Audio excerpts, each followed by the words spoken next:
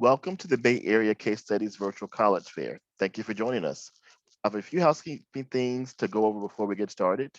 During the whole session, the Q&A button on your screen is where you can type in questions to talk to presenters at any time.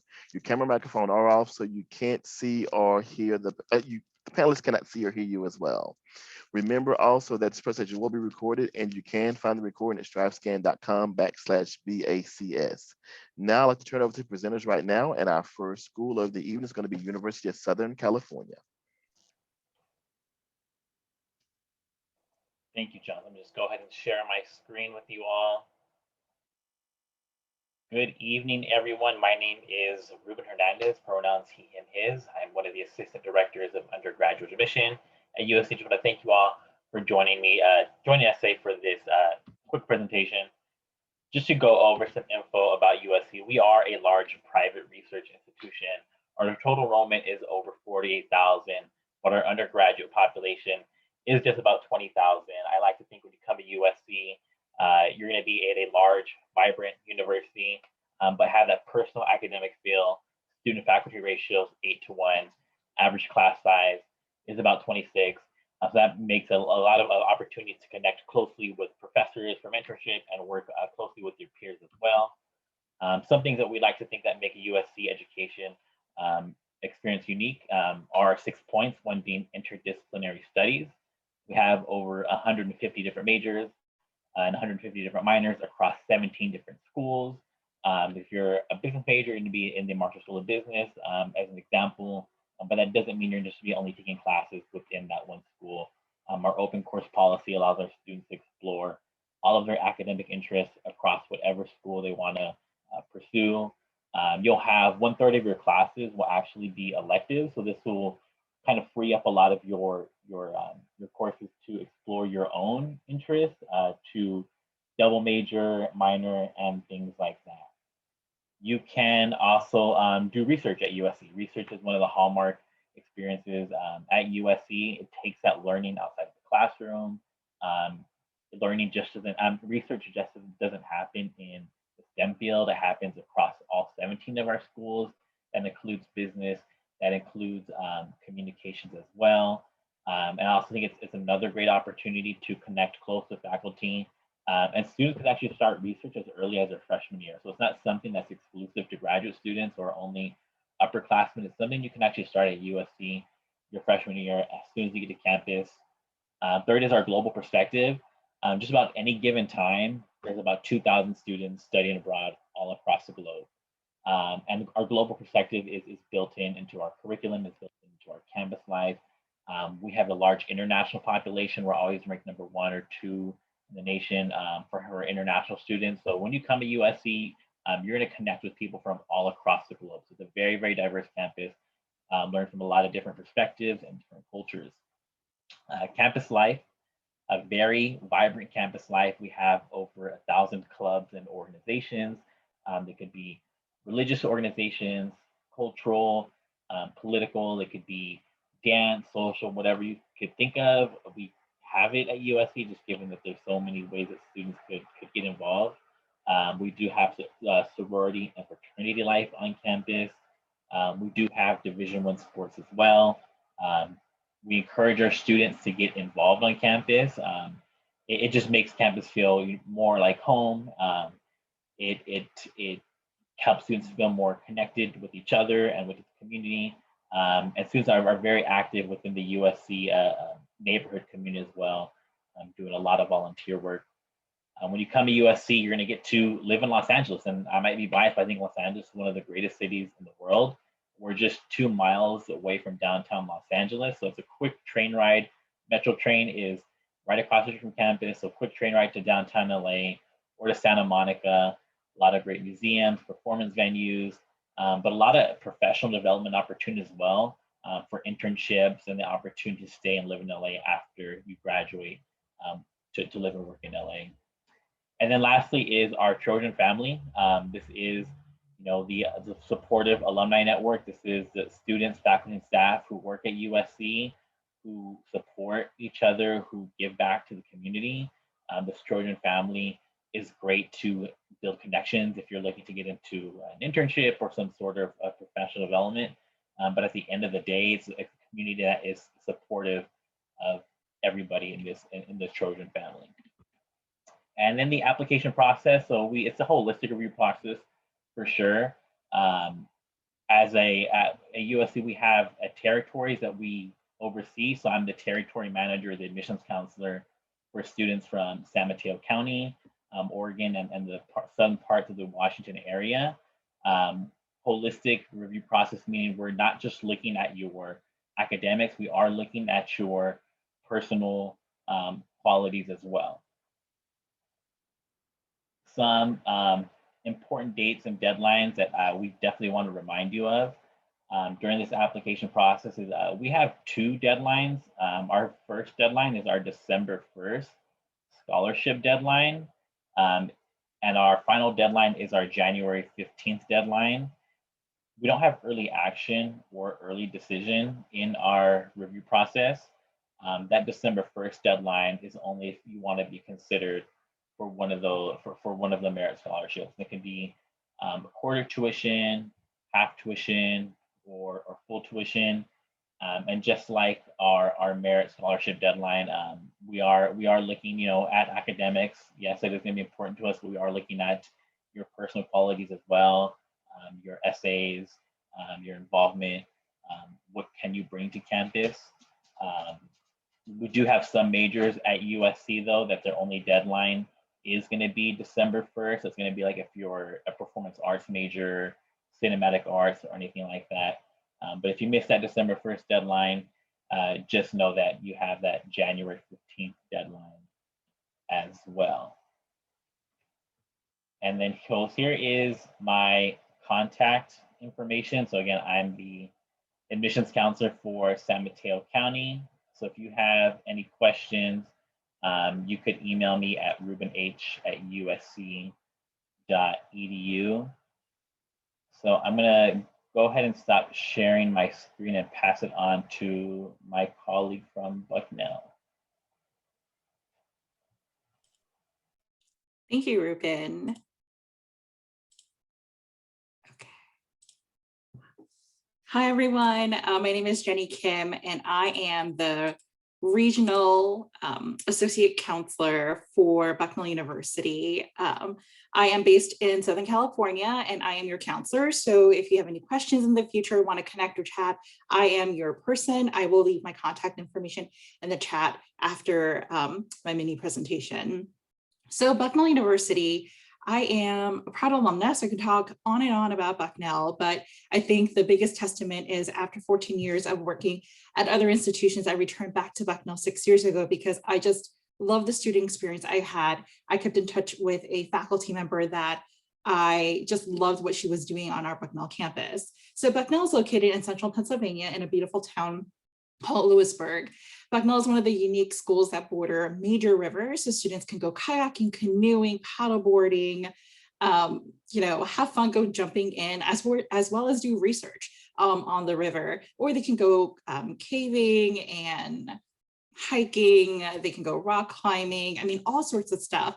But if you want to take a weekend trip to a major city, there are a few cities, New York City, Washington, D.C., Philadelphia, Pittsburgh, that are around between 2 to 4 hours away from Bucknell. So students who pick Bucknell are intentional about wanting to seek kind of a smaller community, and they don't want to necessarily be in the hustle and bustle of a city every single day, but they're seeking residential, kind of a community to be a part of for 4 years.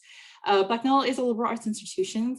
We have 3,600 students in our undergrad program. At any given time, there are about 50 to 60, because we do have a few graduate programs. However, none of the classes are taught by TAs or GAs. All classes are taught by full-time faculty on our campus. And that is very intentional in the fact that, as you can see, we have low faculty-student ratio because we really want our students to not just have an amazing education and a fun time building relationship with their peers, but we really want students to build relationship with faculty so that they become mentors for life.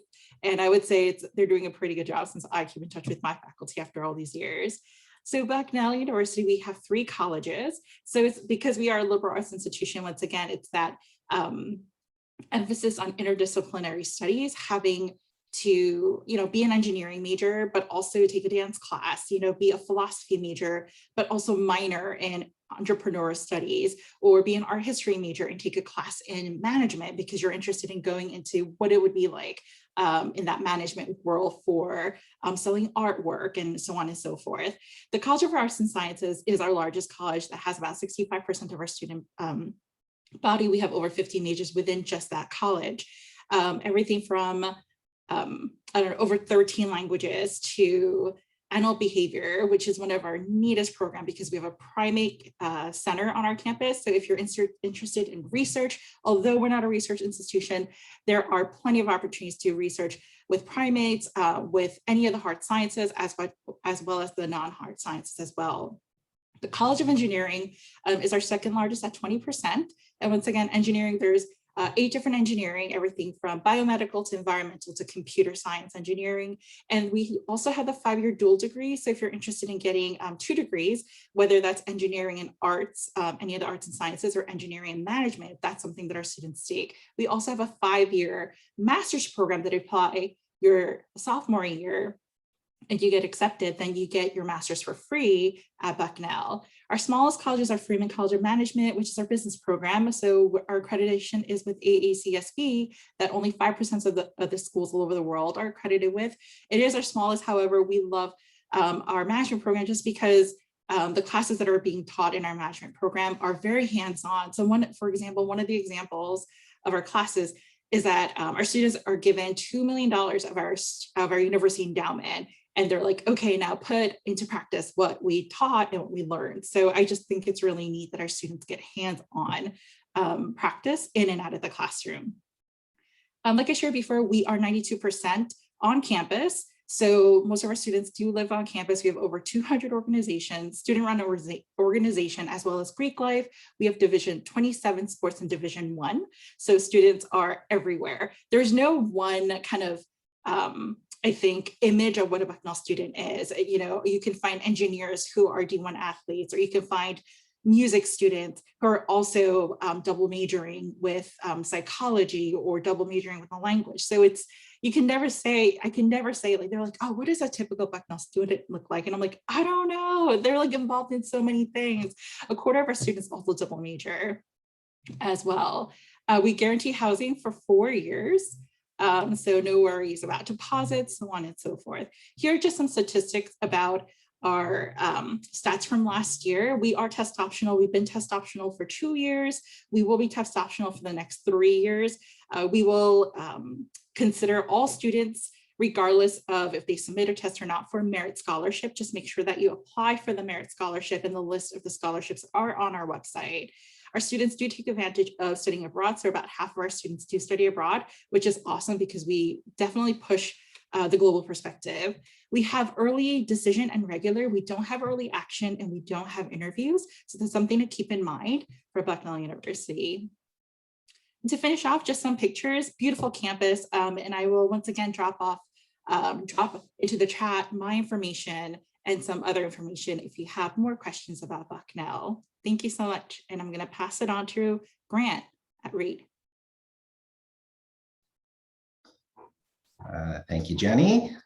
And hello, everyone. Just going to share my screen real quick. Right. So yeah, hello, everyone. My name is Grant Sewell, Senior Assistant Dean of Admission at Reed College. So shifting back to the West Coast, so located in Portland, Oregon, and I'm really delighted to talk to you today. So a little bit about Reed. We are a small liberal arts college. So we have a student population of about 1,400, which is one of the fun facts that you can see on the slideshow that I'm presenting to you. So I hope this will kind of supplement what I'm going to be able to share with you about Reed in the time that I have. So, by being a small liberal arts college, we really want students to kind of lean into rigor in kind of the aspect of like community and community building, which I would say are kind of 2 foundational pillars, for our student body at Reed. On the kind of get nuts and bolts and kind of getting to know us, we have small student to faculty ratios. So on average, it's about 10-to-1. And with that, all of our faculty at Reed teach all of the classes. So we specialize in working with undergraduate students. Out of that 1,400 student population, we have one master's program that has 10 students in it. So, our faculty are really accustomed to, preparing students, and getting students involved in research, internships, and different opportunities to make sure they succeed at Reed, but then they also succeed beyond the classroom as well. So that kind of, gives you a little bit of framing for Reed. We are located in the city of Portland, as I said. We're in a suburban Southeast Portland neighborhood called the Reed neighborhood, and we're about 5 miles from the downtown core. So, you're very kind of close and connected, but you still kind of have that feel of a suburban campus while still kind of finding like a lot of aspects of community in a walkable range and distance. On the academic side, all of our incoming first-year students take a humanities course called Humanities 110. And in Humanities 110, students get to explore the diversity of the humanistic experience. So students get to look at some of the more kind of ancient historical cultures and some more kind of, like recent societies to kind of really get to start to lean into the liberal arts, which we are a liberal arts college at Reed. So you'll have the chance to take, some arts and social science, math, kind of a variety of different curriculum to really get to kind of inform your time as a student. During your sophomore year at Reed, students actually get to declare a major. So, you can come to Reed as a first-year student and kind of feel comfortable being exploratory. You might have an idea about what you want to do, and that's great, and if you don't, that's okay as well. You'll kind of get the chance to, really get to lean into some of those, areas you're focused on, or kind of get to discover some new ones. Also, during sophomore year and potentially during junior year, about a third of our student body does a study abroad. So, we have about 50 different partners kind of in multiple different countries, around the globe. So there's a lot of opportunities to kind of have that type of a study abroad experience. During your senior year, all students get to do a senior thesis. So, it's something you are likely very, interested in, you're passionate about, and you get to spend your senior year exploring that. So, during your senior year, you might, do a written component as part of the thesis, but you also maybe might do an experiential component. We've had students in drama and arts who have done like a senior play or a different type of exhibition like that. So the thesis itself can take many forms. On the community and social side, Reed is primarily a residential campus. So we have about 75% of our student body live on campus. And one of the reasons I think that is because we only have about 8% of our student body actually coming from our home state of Oregon. So, we see a lot of students from California, from, other states kind of throughout the US, and then kind of globally as well. So, the residential aspect can kind of provide a nice framework to kind of build some of those relationships and to kind of successfully acclimate to Reed. So when you're kind of thinking about the residential aspect, that's really what we hope you'll be able to find is kind of that sense of connection. We also hope you'll be able to find, an inclusive campus. And what I mean by that is we don't have any exclusive clubs or groups.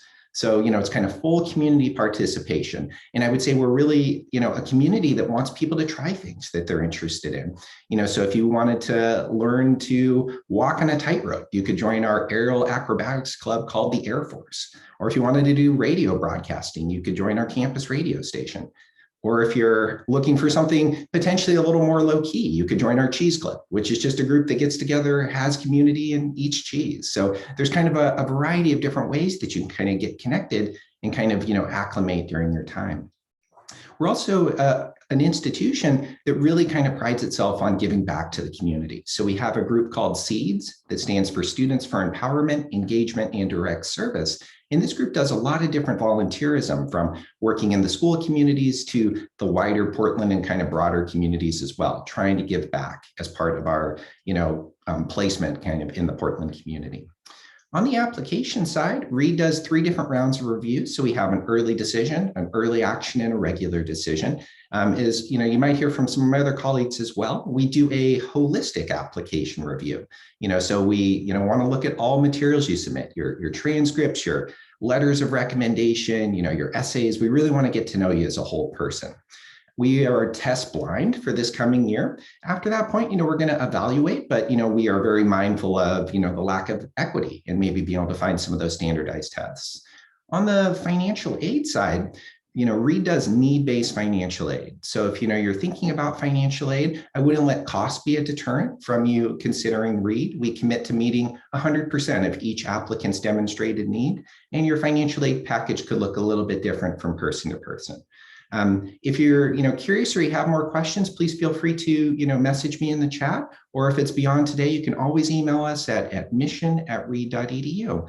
But I really appreciate everyone's time, and I will turn it over to Phil from Dickinson. Thanks, Grant. And in terms of colleges, we're headed back to the East Coast. But in terms of my placement, I'm the Regional Director of West Coast Recruitment based down in Southern California. And if you're here at one of these sessions, then you're interested in Dickinson beyond this, or we're on your list now, then no, I'm the representative that's going to end up reading your application. So it's wonderful to meet you. Thank you so much for being here today at 8:20 p.m. on a Wednesday. One of the things that I pride myself on knowing is that when you look at the numbers of where students go, in fact, only 2% of students will go more than 1,500 miles away from home. And that's what the 25 to 30 students every year do from California when they go to Dickinson. Our small, nationally selective liberal arts college is in Carlisle, Pennsylvania, 2 hours outside of Philadelphia and Washington, D.C. And the thing you should know about Dickinson within the liberal arts, and in the liberal arts, we consider our peers here on the West Coast, places like Reed, places like Occidental, places like the Claremont Colleges, Whitman College. Those are some of the complementary schools we compare ourselves to out here on the West Coast. But from the very beginning, it's important to note that Dickinson has been intentional since day one. In fact, this building here is an iconic building in the life of a Dickinsonian. Students will march up those brownstone steps, sign into the college, and 4 years later graduate down those steps beyond the limestones into the world. But what this building also represents for me is why I call Dickinson East Coast academics with a West Coast community. Because on top of this building is a mermaid. But the reality is that's an accident.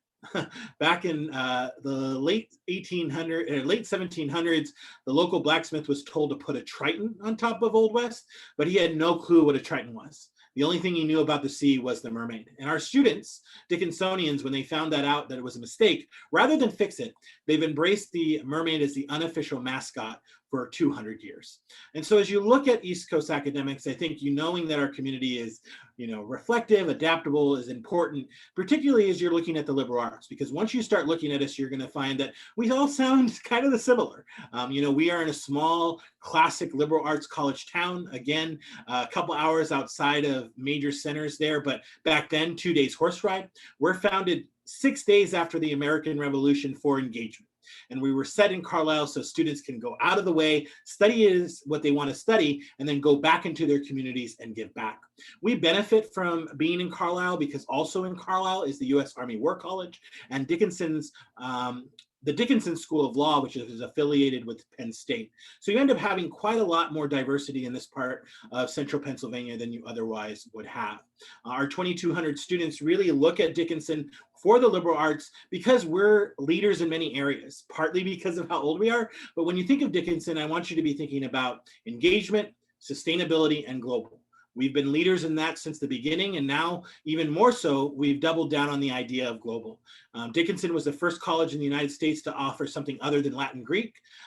We now offer 13 languages, and as you can see from this slide, we actually run 18 of our own global programs. We send more than half of our students abroad, and we're very well known for sending our students abroad for more than just one semester, because we work closely to ensure that students can do that and still graduate in 4 years, like 87% of our students do overall. The other thing that we've been a leader from and really invested in since the early 1980s was sustainability. Long before it was a buzzword, Dickinson was thinking about it intentionally. We committed a decade and a half ago to become carbon neutral, which we did last year. This is a place that is thinking about in everything that we do, what is the sustainable solution? We have a farm. It's a place where it serves as a laboratory, but this is also a place where we're very proud that students do have a sustainability requirement, but students for that one requirement can choose from 100 different courses that come from 41 of our 46 majors. And you can see here all the majors in red. Anything that says studies is inherently interdisciplinary. More than half of our students are doing an interdisciplinary, which is essentially a double major with multiple minors included. And then in terms of that experiential, that engagement, we guarantee you'll have an internship or research before you graduate. This is a place where you can do them here in California, back on the East Coast, or even when you study abroad. You'll have plenty of support to offer that, and even perhaps to study afterward. Ali Fosbury from Walnut Creek has just been awarded a Fulbright scholarship, so she'll graduate from Dickinson and be able to continue her studies supported by a grant. So if this sounds interesting, I'll pop in some information in the chat. But as you think about next steps, know that we're currently open for on-campus visitors. We can support you for that. You can sign up online. You can set up an interview. I'll throw that link into the chat. And as you think about connecting and demonstrating interest, know that it is a part of a holistic review at Dickinson. We too have been test optional for a very long time. This year we were test blind, but we remain test optional. And perhaps this summer we'll make a decision whether or not we'll continue to be test free. Know that we have 2 deadlines, November 15th for that binding early decision, and then regular decision for everyone else is on January 15th. We do scholarships for everyone, they're considered, and then we are committed to meeting 100% financial need for the students that we admit. So just a little teaser maybe perhaps as you begin this journey. Again, thank you so much for being here. I know it was a long day for us, so I can only imagine what it's been like for you. And I'm happy to throw it to a dear colleague of mine here on the West Coast as well, Janet from Syracuse. Okay. Thank you, Phil. Okay. Hi, everybody. My name is Janet Recchia, and I'm with the Office of Admissions for Syracuse University. I'm also an alumni of Syracuse University. My husband's an alumni, and my son's an alumni. So I carry a lot of Orange pride. And my hope today is that you'll learn about Syracuse and all of its experiences and about the Orange Pride as well, because we have more than 15,000 undergraduate students that are bold, committed, and in the community. And here is where you can customize your education and gain real world experience from industry leaders. So since you're not able to visit, I wanted to start giving you a sense of place. We're located in the heart of New York. And if you were here, you'd see that we're on top of a hill overlooking the city of Syracuse. And Syracuse is a mid-sized city, and it provides a lot of opportunities for our students, internships and volunteerings, not to mention really good restaurants, museums and theaters, and also outdoors. Our students go hiking in the nearby Adirondacks. We are in the Finger Lakes district of New York. It's quite beautiful here, and some great apple orchards as well, and the local ski slopes. And if you look at the map here, you can see that we represent 170 countries that call this Syracuse home. And we are near a lot of the major cities. So this is a very diverse, global, and inclusive university. So one of the things that we pride ourselves on at the university is our interdisciplinary approach and customization. And we offer 200 academic majors, 100 minors across all the 10 colleges and disciplines. And for example, an architecture student can major in architecture, but also minor in real estate. And a fashion design major can also minor in entrepreneurship, especially if he or she wants to open up their own business someday. And because of this array of offerings, Syracuse is a great fit for students who are still exploring, or students that know they want more than one major, because you could come in undecided or dual, or if you are directly into a major. More than half of our students pursue more than one program of study, whether it be another major, a minor, or even 2. And on the right of this slide, you'll see the numerous 25 top rankings in public affairs, drama, and management that are housed in all the 10 schools and colleges. So we are a Tier 1 research university. We've had this accreditation for over 4 years.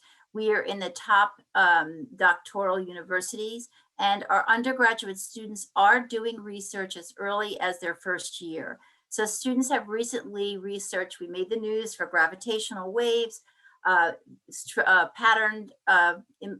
language patterns of stroke victims, diabetes treatment, which is ongoing all the time. And it happens across all of the colleges. It's just not in the health sciences.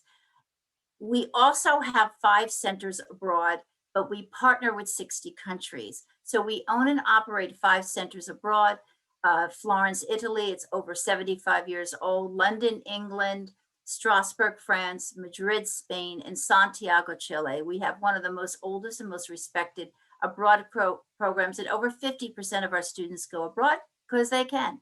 We have our own centers there, but if you don't want to go to those centers, we do partner with 60 other countries. We also have programs for freshmen who are in the College of Arts and Sciences and Engineering, where they can go abroad their freshman year. And in addition to all the abroad programs, we have 3 domestic centers across the United States. I work in the Southern California Admission Center, which students who are coming into entertainment paths can study in Los Angeles and also have an internship. We also have our center in New York City, where our drama, our architecture, our business and design will study, along with internships, and Washington, D.C., for all those students who are going into politics, history, and economics. So here is where you're going to get involved for sure. We have an inclusive residential community. Everybody is so engaged here. There's so much going on. We are a Division I university. So if you like watching sports, here's the place to do it. But we have 300 clubs and activities at the university that students do get involved with and do make great connections. The Barnes Center at the Arch is one of our newest buildings on campus. It was created to support the whole student wellness and rec services all in one location. And then on top of that, we have the Shine Center, which is a student center, which has gone over a huge makeover. And it was actually designed along with our students to create a great space for eating, meeting, and gathering. So we have 2 decision plans at the university. We are a common application school. The early decision is November 15th, and if SU is your first consideration, please consider going early decision. Your application will stand out. It's first consideration for scholarship, as well as major and our learning communities. And then regular decision is January 1st. We also provide interviews. They're not required, but highly recommended. We have always been a holistic selection process, and we are going test optional for 2022. And we do award $282 million last year went out in merit scholarships and financial aid. So we're here to help. My name is Janet Recchia, and I will be putting all of my information in the chat. And thank you for attending. And I'm going to hand it off to our host. Thank you so much, Janet. You all share some wonderful information about your institutions. I think we all have a wonderful and stronger knowledge base because of it as well. But before we finish up and leave you all, we want to kind of give you some kind of seeds to grow on as well. And so to do that, we have 2 questions we want our panelists to answer, just to kind of give you all some great fruit and knowledge as well. First question, what advice would you give someone going through the college search process?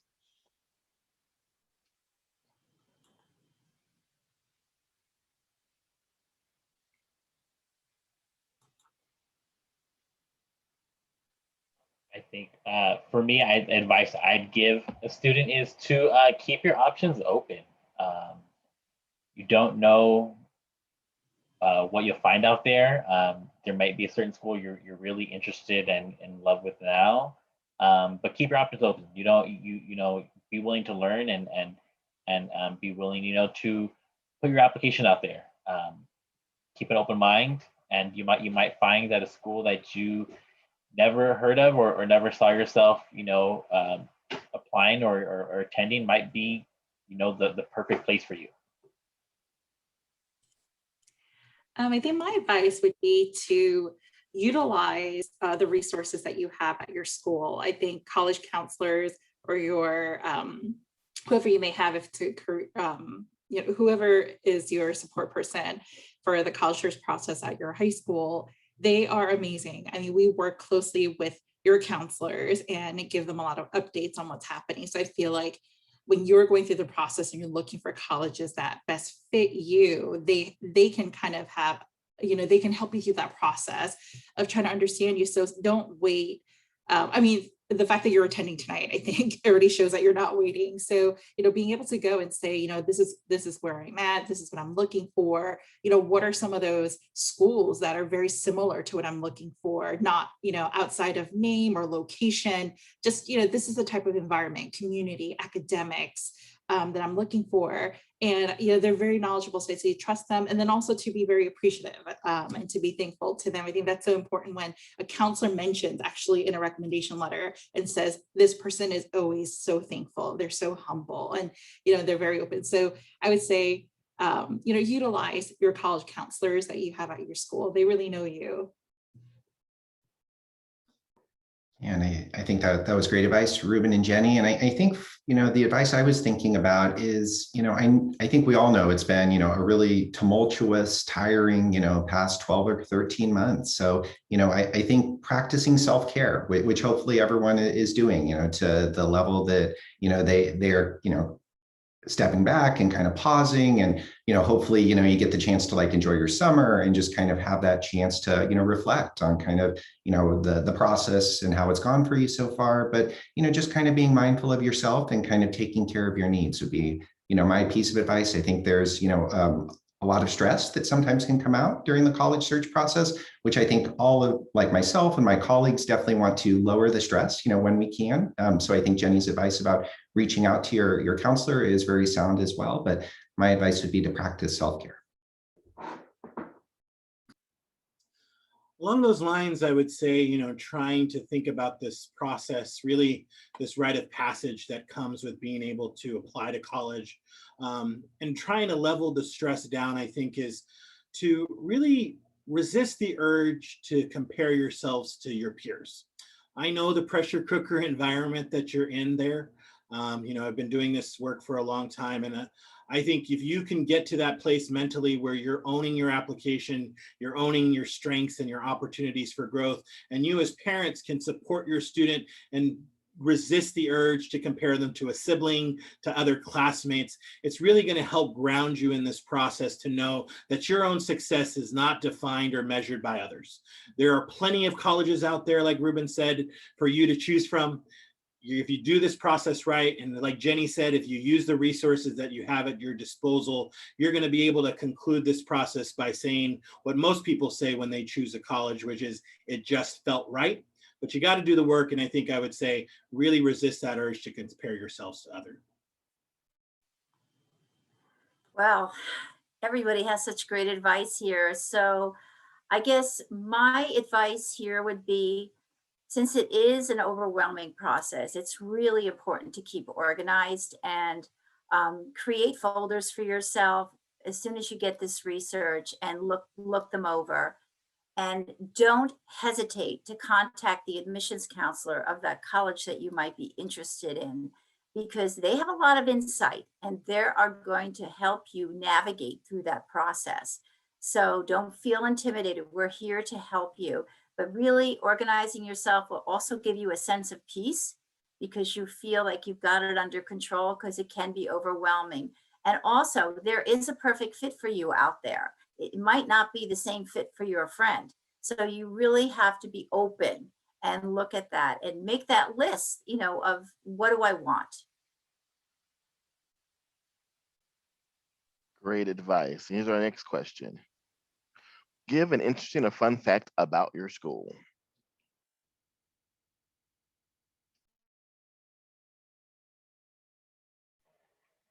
I'll say it's an interesting fact about USC is a lot of people think that our mascot is the Trojan, the USC Trojans, but actually our mascot is Traveler the horse that the Trojan rides in on when you see on the football game. So that's actually our mascot. It's not the Trojan, it's actually Traveler, the right horse. So you go to campus, you'll see a statue of Tommy Trojan, but across you'll also see a big statue also of Traveler, the official mascot at USC. I think an interesting fact about Bucknell was we hosted the very first international student in 1858 from Burma, which is now Myanmar. So I thought it was really neat that the first international student from that descent from Myanmar came to Bucknell. So that's an interesting fact that I have about our school. Yeah, and I would say at Reed, I think it was one of the facts on the PowerPoint slide I shared, but we have a nuclear reactor on campus that has been established since 1968. And it's one of the only ones that I'm aware of that is primarily run by undergraduate students. So, if you come to Reed and you're interested in the reactor, you can be certified to run it. You don't necessarily have to major in physics or the sciences. Our current student coordinator is a history major. So I think that, kind of speaks to, Reedy's, which we call Reed students, being, very kind of multidisciplined, having a variety of different interests, but, it's an opportunity if you wanted to be able to do research or to kind of learn from the reactor. And in non-COVID times, we also do tours of the reactor as well. But I would say that's a fun and interesting fact about Reed. Ooh, maybe bring the cheese, right, Grant, to the nuclear tour. That'd be a good one. For us, I think the fun fact is tied to one of our main traditions, which is marching up the brownstone steps and signing into Old West. Dickinson's alum that was president is James Buchanan, and that's a whole other session about him. But the fun fact about him was that he actually was expelled from Dickinson and then readmitted. So he's actually signed into the college twice. And the second time, it was a much more flamboyant signature than the first. I think he was being a little too shameless in his return to our campus. So originally our colors for Syracuse, which were known as the orange, were pink and green. But then we adopted the color orange in 1890 and we attached that to the orange. So we were one of the first colleges to have diversity in a mascot because nobody out there has an orange for a mascot. And we have our dancing orange on the campus and he's known as Otto. And nobody knows who Otto is. There's several Ottos until they graduate. So it's a huge secret on campus. But we all carry that orange pride and it's all attached to that big orange on campus. That was wonderful. I like that so much. Representative, thanks so much for spending time with us. Everyone that came to the event, thank you so much for spending time with us as well. This is the last session of the evening, but there will be recordings of this session coming up down the road as well. Please enjoy your evening. Thank you all for coming and have a great time. Thank you all so much.